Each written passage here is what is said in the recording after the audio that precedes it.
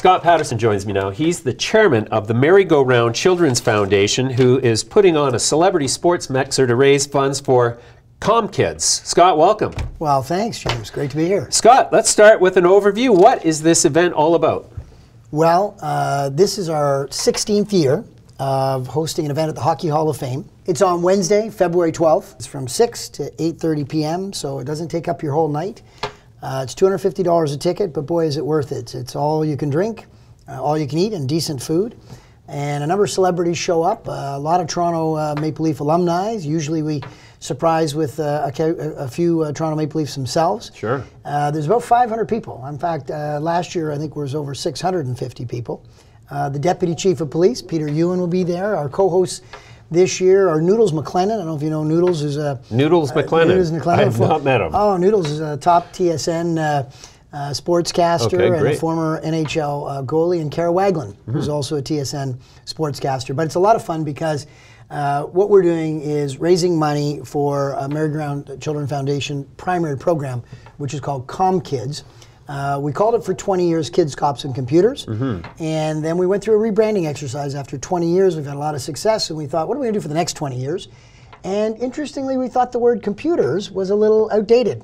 So the board deliberated at length. We got the OCAD group, here in Toronto on a pro bono basis. The kids at OCAD sat down and thought through naming and all the things that go with it and branding, and we decided on Kids because it can mean .com, obviously, and community and computers. And what we do is a very simple premise. We're partners with the Toronto District School Board and the Catholic School Board and the Niagara Region School Board and now the Hamilton Wentworth School Board in Hamilton. That's brand new.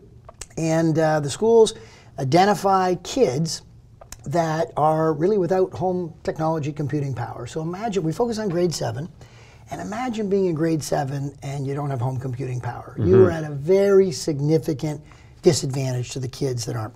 Hewlett-Packard is our technology partner. The police are our partners. Not the band. Not the band, although they'd be fun to have involved. But sure. Actually, Bill Blair, I co-founded the charity with Bill Blair 21 years ago, and he's the honorary chairman, and I'm chairman. And today, Peter Ewan, who's Deputy Chief of Police, is on our board. Chief Mark Saunders is a huge supporter. Will he be there? The deputy will be there this year, and he'll say a few words. Mark has come to many of our events. And what we do is we identify these kids, the schools do, and then they are provided brand new laptops, and they earn them over the first year. So the police are involved. They do what's called lesson and learn sessions. They learn about cyberbullying. Obviously, that's bad. But they also learn about how do they use a computer effectively? How do they do their homework, taking advantage of the internet, for example. And one of the stats, and I really wanted to mention it to you because I think you'll find it intellectually interesting. 20 years ago, when we started this, in the at-risk neighborhoods, about 85% of the kids did not have home computing power. Today, it's down to 15%. Now, it makes sense for two reasons. One, it's a lot less expensive. Today, a laptop, you can get a really good laptop for under $1,000. And back in 1998, when we started it, Hewlett-Packard back then gave us 100 computers, but they cost $3,800 each at the time. So today, families are making the investment in the internet. Back then, we provided internet access, compliments of Rogers. Today, we don't have to do that very often because families are making that investment. But 15% of the kids don't have that home computing power.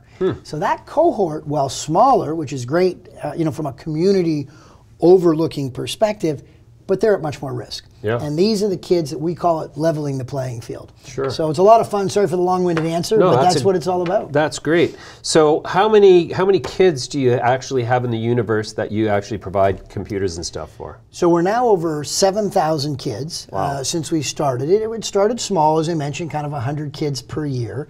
And then it really started to mushroom in the last few years. In fact, we did a partnership with the RCMP Foundation.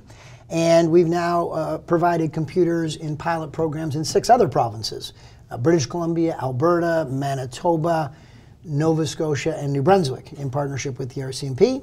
And then, as I mentioned, sweeping around the Golden Horseshoe.